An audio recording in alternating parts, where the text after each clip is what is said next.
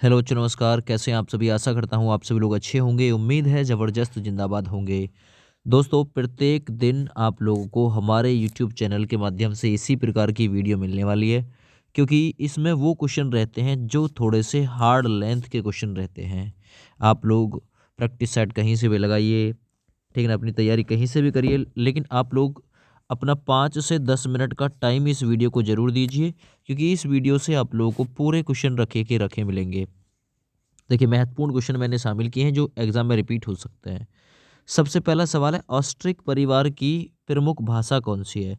भारत में 4 भाषाई परिवार हैं। भारोपीय 73% पे आता है, फिर 25% ऑस्ट्रिक, फिर द्रविड़, है ना? इसी टाइप से कुछ चीनी तिब्बती भी आते हैं, ठीक है? चलो मैं आगे बढ़ता हूँ। इसी में ऑस्ट्रिक परिवार की प्रमुख जो भाषा है वो कौन सी है? तो मुंडा। ये क्वेश्चन वो क्वेश्चन है जो रिपीट हो चुके हैं, पूछे जा चुके हैं।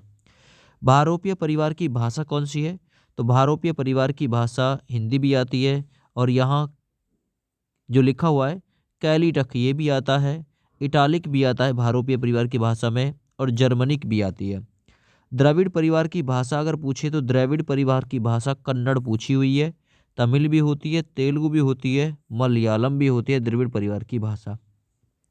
अगला पूछेगा, एकाक्षरी परिवार से तात्पर्य क्या है?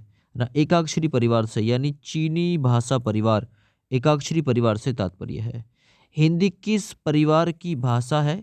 तो भारोपीय परिवार की भाषा है, और भारोपीय परिवार की जो संख्या है भारत में 73% है। प्राचीन आर्य भाषा कौन सी है? तो वो है संस्कृत, और संस्कृत के भी 2 पार्ट हैं, एक वैदिक एक लौकिक। तो प्राचीन आर्य भाषा संस्कृत का वैदिक स्वरूप है। भारतवर्ष की आदि भाषा कौन सी है ना? तो भारतवर्ष की आदि भाषा है वैदिक संस्कृत, याद रखो। ये प्रत्येक क्वेश्चन आया हुआ है। भाषा का जो विकास हुआ है वो किस टाइप से हुआ है? संस्कृत, संस्कृत से निकली है पाली, पाली से प्राकृत, प्राकृत से अपभ्रंश, और अपभ्रंश से हिंदी, है ना? मध्यकालीन भारतीय आर्य भाषाएं, है ना, कब से कब तक? तो 500 बीसी से 1000 ईस्वी के मध्य तक रही मध्यकालीन भारतीय आर्य भाषाएं। पाली के सर्वप्रथम व्याकरण कौन है? तो पाली के सर्वप्रथम व्याकरण का मतलब होता है व्याकरण के ज्ञाता। तो पाली के सर्वप्रथम व्याकरण कौन है? वो है कच्चायन, कच्चायन याद रखना। अपभ्रंश को पुरानी हिंदी किसने कहा था? इंपॉर्टेंट क्वेश्चन है। अपभ्रंश को पुरानी हिंदी कहा था चंद्रधर शर्मा गुलेरी ने। अगला पॉइंट है, अपभ्रंश का व्यास या अपभ्रंश का वाल्मीकि, ये किसे कहा जाता है? ये स्वयंभू को कहा जाता है, अपभ्रंश का व्यास या अपभ्रंश का वाल्मीकि। अगला पॉइंट, डॉक्टर राम कुमार वर्मा ने अपभ्रंश का प्रथम कवि किसको माना है? तो डॉक्टर राम कुमार वर्मा ने अपभ्रंश का प्रथम कवि स्वयंभू को माना है, और स्वयंभू को ही अपभ्रंश का व्यास या वाल्मीकि कहा गया है। आगे अब यहाँ आप लोगों को थोड़ा सा मैं दिखाता हूँ। एक तरफ तो अपभ्रंश, किस अपभ्रंश से कौन सी भाषा निकली है, और यहाँ आधुनिक भारतीय आर्य भाषाओं का वर्णन किया गया है। आपसे पूछेगा, पश्चिमी हिंदी का अपभ्रंश कौन सा है? किस अपभ्रंश से विकसित है पश्चिमी हिंदी? तो वो है सौरसैनी से। राजस्थानी, पहाड़ी, गुजराती, ये सभी विकसित हैं सौरसैनी अपभ्रंश से। बिहारी, बांग्ला, उड़िया और असमिया ये विकसित हैं मागधी अपभ्रंश से, है ना। पूर्वी हिंदी अर्धमागधी अपभ्रंश से निकली है। मराठी महाराष्ट्री अपभ्रंश से। सिंधी ब्राचड़ अपभ्रंश से। पंजाबी टक टे आधा के टक अपभ्रंश से। और लहदा ये निकली है के अपभ्रंश से। तो ये अपभ्रंश से कौन सी कहाँ से निकली है, जरा ध्यान से देखना, यहाँ से क्वेश्चन उठता है एग्जाम में। आधुनिक भारतीय आर्य भाषाओं का विकास किससे हुआ है? तो आधुनिक भारतीय आर्य भाषाओं का विकास अपभ्रंश से हुआ है। अपभ्रंश में कितने स्वर मौजूद थे? तो याद रखना, अपभ्रंश में 8 स्वर मौजूद थे डॉक्टर नगेंद्र के अनुसार। तो डॉक्टर नगेंद्र के जो अनुसार थे वो कौन कौन से थे? ए, आ, छोटी ई, बड़ा ई, है ना, छोटा ऊ, बड़ा ऊ, ए और ओ, ये 8 थे, है ना। और मैं बात करता हूँ उदय नारायण तिवारी के अनुसार, तो उदय नारायण तिवारी के अनुसार स्वरों की संख्या कितनी है? 11, याद रखना। और डॉक्टर नगेंद्र के अनुसार 8, है ना। और डॉक्टर उदय नारायण तिवारी के अनुसार 11 है। ए, आ, छोटा ई, बड़ा ई, छोटा ऊ, बड़ा ऊ, ऋषि, एड़ी, ऐनक, ओखली और औरत, ये सभी उदय नारायण तिवारी के अनुसार और नगेंद्र के अनुसार 8 स्वर थे। हिंदी की आदि जननी किसे माना जाता है? ये क्वेश्चन भी इंपॉर्टेंट है संस्कृत को, है ना। हिंदी का विकास या हिंदी को विकास प्रदान करने वाली भाषा कौन सी है? तो वह है अपभ्रंश, जिसने हिंदी को, क्योंकि अपभ्रंश से तो निकली है सौरासैनी अपभ्रंश से हिंदी। आगे बढ़ते हैं, हिंदी का मानक रूप विकसित है ना। हिंदी का मानक रूप विकसित है किसमें? खड़ी बोली में, या खड़ी बोली से विकसित है हिंदी का मानक रूप, ऐसे याद रखिएगा। खड़ी बोली का प्रथम महाकाव्य कौन सा है? तो वो है प्रिय प्रवास, अयोध्या सिंह उपाध्याय के द्वारा 1914 में लिखा गया था। प्रिय प्रवास याद रखना। कौन सी बोली का आकार बहुला नहीं है? तो बहुला आकार खड़ी बोली का नहीं है, ये क्वेश्चन इंपॉर्टेंट रहेगा। आगे, उच्चड़ है ना, उच्चड़, उच्चड़ को खड़ी बोली में क्या कहा जाता है? उच्चड़ को, है ना, उच्चड़ को कहा जाता है, देखिए ये उच्चड़ है, ऊ है ना, ए ऊचड़, ए ऊ चैड़ है। इस औचड़ को क्या कहा जाता है खड़ी बोली में? जोरदार कहा जाता है दोस्त, याद रखना, है ना। अगला पॉइंट इंपॉर्टेंट है, अगला पॉइंट है ए उतय, ए ऊ तय, ए उतय, इसको खड़ी बोली में ए उतय रहेंगे, है ना, ए उतय रहेंगे को खड़ी बोली में क्या कहा जाता है? आते ही रहें, आते ही रहें, ए उतय रहेंगे, इसको खड़ी बोली में कहते हैं आते ही रहें। अच्छा, ये लिखा हुआ ईरखा, ये लिखा हुआ ई रे खे आ, ईरखा को खड़ी बोली में क्या कहा जाता है? ईर्ष्या कहा जाता है, याद रखना, है ना। विभाषा का क्षेत्र बोली की अपेक्षा विस्तृत होता है, तो आपसे पूछ लेगा विभाषा का क्षेत्र जो है बोली की अपेक्षा कैसा होता है? विस्तृत। हौन को है ओन हौन, इस हौन को खड़ी बोली में क्या कहा जाता है?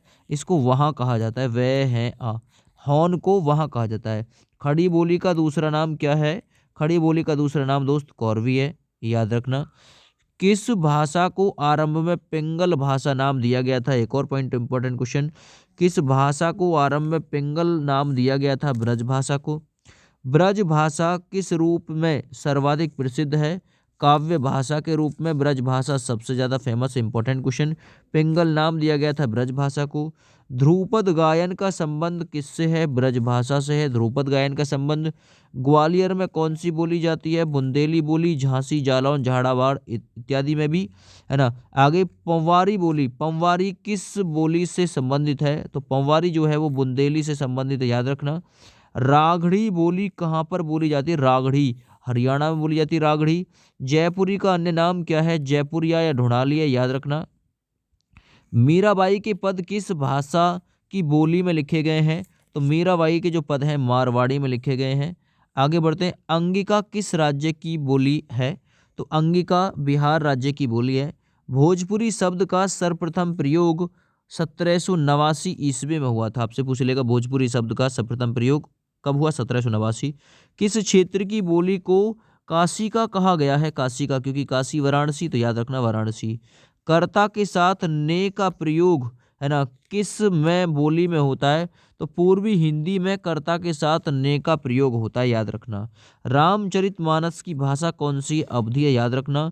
किस बोली में उत्तम पुरुष एक वचन के स्थान पर उत्तम पुरुष बहुवचन का प्रयोग किया जाता है? तो ये अवधी में किया जाता है, रामचरितमानस अवधी में ही लिखा गया है। किस बोली में कर्ता कारक का विभक्ति चिन्ह नहीं लगाया जाता? तो अवधि में कर्ता कारक का विभक्ति चिन्ह नहीं लगाया जाता। मुल्ला दाऊद कृत लोर कहा की भाषा कौन सी है? तो मुल्ला दाऊद के द्वारा रचित है लोर कहा, इसकी भाषा दोस्त अवधी है, याद रखना। आगे मैं बढ़ता हूँ, उकार बहुला, है ना, उकार बहुला बोली कौन सी मानी जाती है? उकार बहुला बोली तो अवधी मानी जाती है, उकार बहुला बोली। भारत की राजभाषा, तो देखिए हिंदी है राजभाषा, दर्जा मिला था 14 सितंबर 1949 को। भारतीय संविधान के अनुसार हिंदी के साथ साथ अंग्रेजी का भी प्रयोग कितने वर्ष तक करने का सुझाव दिया गया था? तो भारत के संविधान के अनुसार हिंदी के साथ साथ अंग्रेजी का प्रयोग करने का सुझाव भी दिया गया था, 15 वर्षों तक प्रयोग करने का, ठीक है ना। अच्छा, हिंदी भारत के संविधान के भाग 17 में है, अनुच्छेद 343 से 351 तक, है ना। और हिंदी को रखा गया है भारत में राजभाषा के ग्रुप में। आर्टिकल 343 के फर्स्ट में ये कहा गया है कि भारत की जो राजभाषा है वो हिंदी होगी, लिपि देवनागरी होगी। तो देखिए, संघ की राजभाषा हिंदी, लिपि देवनागरी 343 के फर्स्ट या के अनुसार। 344 में क्या कहा गया है? राजभाषा के संबंध में आयोग और समिति बनाई जाएंगी राजभाषा के संबंध में। आर्टिकल 345 में राज्य की राजभाषा या राजभाषाओं को दिया गया है, आर्टिकल 345 में राज्य की राजभाषा या राजभाषाएं। अच्छा, आर्टिकल 346 में एक दूसरे राज्य के बीच पत्र आदि की भाषा क्या होगी? तो ये कहा गया है आर्टिकल 346 में एक दूसरे राज्य के बीच पत्र आदि की भाषा। 348 में हाई कोर्ट व सुप्रीम कोर्ट के विधेयकों की भाषा क्या रखी जाएगी, ये 348 में कहा गया है। 350 के क में प्राथमिक स्तर पर मातृभाषा की सुविधाएं किस प्रकार से दी जाएंगी, ये बात कही गई है। 351 में हिंदी के विकास के लिए निर्देश दिया गया है। और ये 8वीं अनुसूची में कितनी भाषाएं शामिल हैं, तो 8वीं अनुसूची में 22 भाषाएं शामिल हैं, जिसमें असमिया, बांग्ला, बोडो, हिंदी, गुजराती, डोगरी, कश्मीरी, कन्नड़, कोंकणी, मलयालम, मणिपुरी, मराठी, मैथिली, नेपाली, उड़िया, पंजाबी, संस्कृत, सिंधी, संथाली, तमिल, तेलुगु, उर्दू आदि हैं। ये 22 भाषाएं का उल्लेख है। सबसे पहले मैं आपको बताता हूँ, भारत के संविधान में जब 26 जनवरी 1950 को लागू हुआ था तो उस समय भारत के संविधान में मात्र 14 भाषाएं थी। 15वीं भाषा जोड़ी थी, 21वां संविधान संशोधन था 1967, भाषा जोड़ी थी सिंधी, याद रखना सिंधी भाषा। इसके बाद में संविधान संशोधन था, है ना, 71वां संविधान संशोधन 1992। इसके द्वारा नमक से याद रखो नेपाली, मणिपुरी, कोंकणी जोड़ी गई थी। इसके साथ साथ में 92वां संविधान संशोधन था 2003 में 92वां संविधान संशोधन, उसके द्वारा जोड़ी गई थी बोडो, मैथिली, संथाली और डोगरी। देवनागरी का प्रयोग सबसे पहले किस राज्य में किया गया, तो देवनागरी का प्रयोग सबसे पहले गुजरात राज्य में किया गया। देवनागरी लिपि में मूलतः या देवनागरी लिपि मूलतः कैसी है, अक्षरात्मक लिपि है, याद रखना अक्षरात्मक। प्राचीन देवनागरी का विकास किससे हुआ है, कुटिल लिपि से हुआ है। ये क्वेश्चन एक एक आया हुआ है इसलिए रखा है। हिंदी भाषा में बोलियों की संख्या 18 है, उपभाषाओं की संख्या 5 है। हिंदी में अधिकांश शब्द संस्कृत से आए हैं। कहाँ से आए हैं, संस्कृत से आए हैं। हिंदी भारत की कैसी भाषा है, संपर्क की भाषा है हिंदी, याद रखना। राजभाषा आयोग के प्रथम अध्यक्ष बीजी यानी बाल गंगाधर खेर थे। राजभाषा आयोग के प्रथम अध्यक्ष बीजी खैर, बाल गंगाधर खैर 1955 में 7 तारीख को इसका जो गठन है वो किया गया था। टकसाली भाषा कैसी है, परिनिष्ठित भाषा को ही टकसाली भाषा के रूप में जाना जाता है। भारतवर्ष के लिए हिंदी भाषा का नाम सबसे पहले राजा राम मोहन राय ने सुझाया था, याद रखना। भारतवर्ष के लिए हिंदी भाषा का नाम सबसे पहले। आधुनिक भाषा विज्ञान का जनक तो वो सोस्क्यूर को कहा जाता है, सोस्क्यूर, याद रखो। किस देश ने भारत के अलावा हिंदी भाषा का प्रयोग लिखने बोलने में किया है, तो वो है मॉरिशस, याद रखना। भाषा के रूप होते हैं तो भाषा के 3 रूप हैं, एक मौखिक, लिखित और एक सांकेतिक, याद रखना, ठीक है ना भैया।